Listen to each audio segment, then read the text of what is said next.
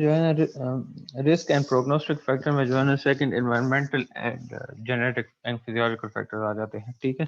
तो एनवायरमेंटल में there are variety of non specific factors such as advance parental age, ठीक है।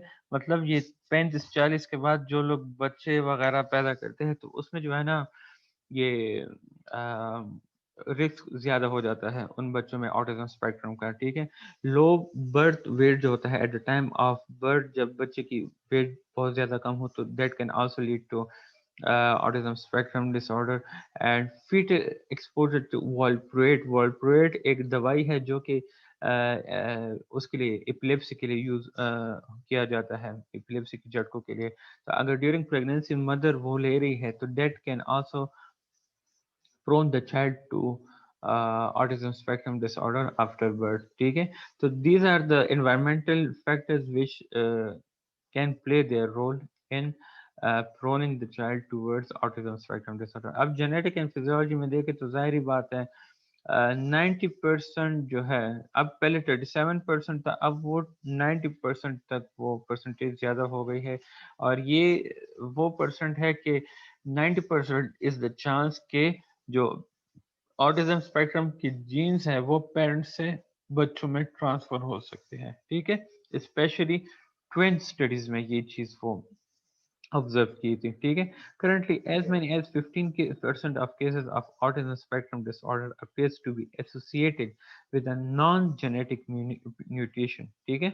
Non genetic mutation mean जब genes में म्यूटेशन क्या कहते हैं, जेनेटिक वेरिएशन, जीन्स में जब चेंजेस आ रही होती है। तो इसमें जो है ना करंटली ये फाइंड आउट किया गया है कि 15% of cases of autism spectrum disorder को किस चीज के साथ एसोसिएट किया गया है, जीन्स म्यूटेशन के साथ, ठीक है। However,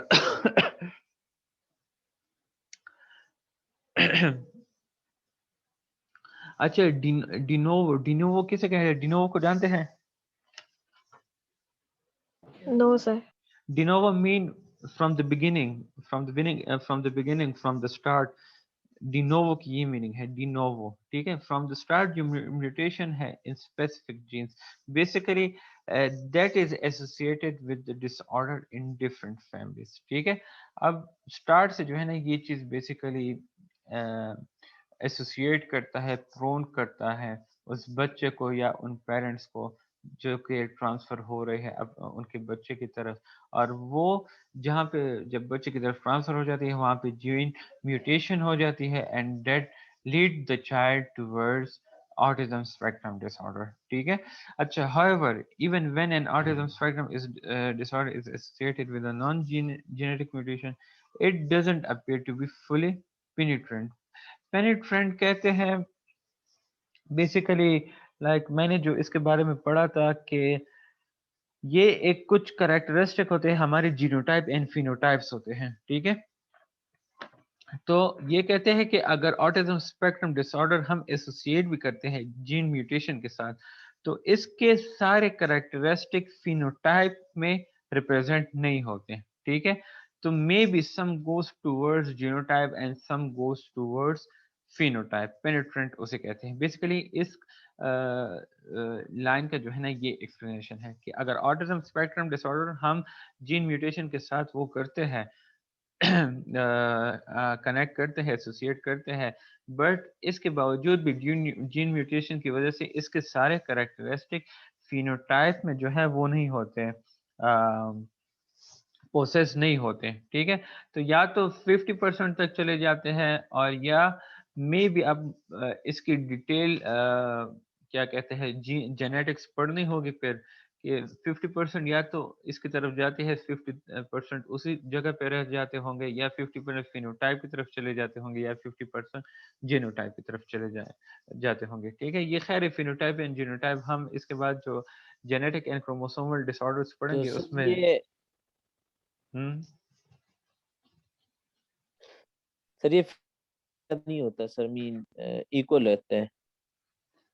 ये अब मुझे वो नहीं है ना, कंफर्म नहीं है, क्योंकि मैंने आपको बताया है ना कि ये फिर ऑटिज्म स्पेक्ट्रम डिसऑर्डर की पूरी वो जेनेटिक मैकेनिज्म पढ़नी होगी कि इसमें बेसिकली होता क्या है। लेकिन ये जो लाइन है ये मुझे सिर्फ DSM से मिली है, ठीक है। तो इसके रिलेटेड मेरी कॉन्सेप्ट जो बनी है वो ये है कि अगर हम ऑटिज्म स्पेक्ट्रम डिसऑर्डर को जीन म्यूटेशन के साथ एसोसिएट कर भी रहे हैं, तो इसके जीन म्यूटेशन की वजह से वो ऑटिज्म स्पेक्ट्रम डिसऑर्डर के फुल करेक्टरिस्टिक फिनोटाइप में पोसेस नहीं होते, ठीक है। बस ये एक्सप्लेनेशन याद रखें, बाकी अल्लाह नोज बेटर कि इसकी जेनेटिक एक्सप्लेनेशन क्या है ऑन द बैक साइड। और आगे जाके जो है ना, जो फिनोटाइप एंड जीनोटाइप है वो जीन्स एंड क्रोमोसोम वाले चैप्टर में पढ़ेंगे। सॉरी, वो उसमें है डेवलपमेंटल साइकोलॉजी में, तो वहाँ पे जो है ना आपको समझ आ जाएगी। अच्छा, अब डिफरेंशियल डायग्नोसिस, ये तो टाइम कम है और स्लाइड 4 है, तो आप तो लोग सर यही स्टॉप करते हैं ना सर, एक 10 मिनट हमें भी ब्रेक इसके मिल जाए सर। इसके बाद भी जो आप लोग का लेक्चर है वो भी काफ़ी डिटेल में है ना, वो ADHD पे है, वो भी तकरीबन 12-13 स्लाइड्स है। तो सर कुछ चले ना कुछ कर चले लेंगे सर, 12 खैर 12 है। 12:25 तक तो पढ़ लेंगे ना, 5 मिनट आप लोग फिर ब्रेक ले रहे हैं, और 12:25 तक जितना हो सके वो कर लेंगे, जो रहता है रह जाए वो मैं आपको जो है ना व्हाट्सएप पे वो कर लूंगा, वॉइस मैसेजेस जी सेंड कर सर। दूंगा, ठीक है। अच्छा, रेड सिंड्रोम जो है, रेड सिंड्रोम एक न्यूरोलॉजिकल डिसऑर्डर है, ठीक है। बेसिकली इसके कुछ सिम्टम्स ऑटिज्म स्पेक्ट्रम के साथ मिलते जुलते हैं, ठीक है। इस वजह से इसे डिफरेंशिएशन में डाला हुआ है ऑटिज्म स्पेक्ट्रम के साथ, ठीक है। रेड सिंड्रोम जो है एक जेनेटिक डिसऑर्डर है which is more common in girls and very rare in boys, ठीक है। अच्छा, जेनेटिक डिसऑर्डर है, इसमें बेसिकली जो न्यूरोलॉजिकल सिस्टम है it is affected, and neurological system जब अफेक्ट होता है उसकी वजह से nearly every aspect of the child life, whether वो एबिलिटी टू स्पीक हो, वॉक हो, ईट हो, एंड इवन ब्रीथ, सांस लेना, उसमें जो है ना मुश्किल स्टार्ट हो जाती है, ठीक है। तो जो मैंने आपको रेड सिंड्रोम के बारे में बताया है, दैट एबिलिटी टू स्पीक, ठीक है, तो कम्युनिकेशन प्रॉब्लम आ गया है ना यहाँ पे, ठीक है। अच्छा, एबिलिटी टू स्पीक अगर हम फिर वहाँ पे देखें ऑटिज्म में देखें, तो ऑटिज्म में भी जो है ना social deficits in social communication and social interaction है, ठीक है।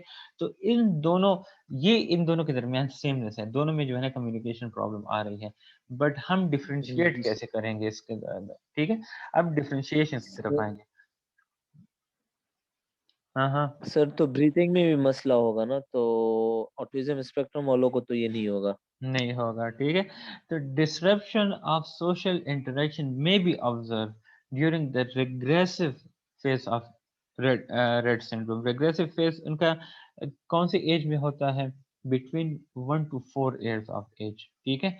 दस Thus, a substantial portion of affected youngers may have a presentation that meets diagnostic criteria for autism spectrum disorder, ठीक है। अब यहाँ पे क्या होता है, ये 1 to 4 years ऑफ एज में जो है ना ऐसे सिम्टम्स रेड सिंड्रोम के बन जाते हैं कि उसमें इंसान शक करता है कि that girl symptom is meeting the diagnostic criteria of autism spectrum disorder, but यहाँ पे क्या होता है, after that period 1 to 4 years of age, most individuals with Rett syndrome improve their social communication skills, but जो autism spectrum disorder की social communication skills है, they are no longer a major area of concern, ठीक है। वो जो है ना उसी तरह लाइक अफेक्टेड रहते हैं, उसमें कोई इम्प्रूवमेंट नहीं आती, उसमें कोई चेंज नहीं आती, ठीक है। बट पीपल या चिल्ड्रन विद रेड सिंड्रोम जो होते हैं, they often show improvement in their social communication, ठीक है। अच्छा, ऑटिज्म स्पेक्ट्रम डिसऑर्डर हम एडिशनली रेड सिंड्रोम के साथ कर सकते हैं डायग्नोस, इफ ओवरऑल क्राइटेरिया जो ऑटिज्म स्पेक्ट्रम के लिए है वो इफ उस बच्चे में मीट हो रहा हो, तब उस कंडीशन में हम एडिशनल क्राइटेरिया वो कर सकते हैं, डायग्नोस कर सकते हैं। अच्छा, अब सेलेक्टिव म्यूटिज्म से हम ऑटिज्म स्पेक्ट्रम को कैसे डिफरेंशिएट करेंगे? सेलेक्टिव म्यूटिज्म में क्या होता है?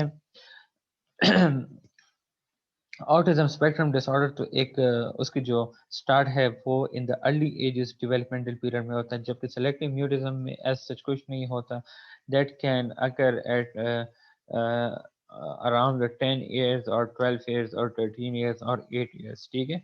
अच्छा, इसमें बेसिकली होता क्या है, जो अफेक्टेड चाइल्ड होता है सेलेक्टिव म्यूटिज्म में, वो एक्चुअली एग्जिबिट्स करता है appropriate communication skills in certain context and settings, ठीक है। मतलब सेलेक्टिव म्यूटिज्म में इस तरह होता है, कुछ सिचुएशन इस तरह होते हैं जिस जहाँ पे जो बच्चा होता है वो बिल्कुल म्यूट हो जाता है, बिल्कुल कुछ बोलता ही नहीं है, ठीक है। ना बात करता है किसी से, but in other settings those kids can be communicative to other people, ठीक है। जबकि ऑटिज्म स्पेक्ट्रम डिसऑर्डर में जो प्रॉब्लम होती है social communication and social interaction की, वो तकरीबन सब उस पे होती है, लाइक जो सबके साथ सेम होते हैं सर। सेम सारे जितने कॉन्टेक्स्ट होते हैं ना, उन सब में सेम ही होती है, चेंजेस कुछ नहीं आती। बट सेल के म्यूजिज्म में it can change from one setting to another. अच्छा, even in settings where the child is mute, social reciprocity is not impaired. मतलब जो social interaction वगैरह है वो impaired नहीं होती in children with selective mutism, ठीक है। जबकि जो autism है उनमें मैंने आपको कहा है ना, क्राइटेरिया ए के .1 में social emotion reciprocity में डिफिसिट स्टार्ट हो जाते हैं, ठीक है। एंड सेलेक्टिव म्यूटिज्म चिल्ड्रन में जो है ना, ये चीज़ें नहीं होती, they have no like restrictive or repetitive pattern of behavior, ठीक है। चले, आप लोग इस तरह करें, ब्रेक ले रहे, फिर इंशाल्लाह जो नेक्स्ट क्लास हमारी होगी मेंटल हेल्थ की, उसमें जो है ना हम थोड़ा सा अर्ली स्टार्ट कर लेंगे, तो ये 3 स्लाइड्स भी कवर कर लेंगे, और जो वो होंगे क्या कहते हैं ADHD वाले, बाकी वो भी कवर सिलसिले। कर लेंगे। और या इस तरह कर लेंगे कि मैं ये, लेकिन उस तरह इतना वो इंटरेस्ट आप लोग शो नहीं करेंगे ना, कि अगर मैं वॉइस मैसेजेस आपको सेंड करूं, ठीक है, उसका फ़ायदा नहीं होगा इतना। तो वो ड्यूरिंग ऑनलाइन क्लास में आपको जो है ना वर्ड टू वर्ड वो सारी चीज़ें आपको क्लेरिफाई कर दूंगा। अगर आप लोग का क्वेश्चन भी हो तो उसी टाइम आप लोग फिर पूछ सकते हैं, ठीक है। सर ठीक है सर। इंशाल्लाह अल्लाह खैर करेगा सर, कोई ये गल स्लाइड्स नहीं आप सर। लोग के पास है? नो सर नहीं नहीं, है। ये नहीं है? नहीं सर। ठीक है, मैं ये सेंड करता हूँ, ये भी और ADHD वाली भी ना। तो ये जो लास्ट 3 स्लाइड है ये काइंडली आप लोग थोड़ा सा रीड आउट करें, ठीक है। फिर इसके रिलेटेड में आप डिस्कशन करेंगे नेक्स्ट क्लास में इंशाल्लाह। जी सर। ओके चलिए सर। ठीक है, एंजॉय करें, अल्लाह हाफिज़।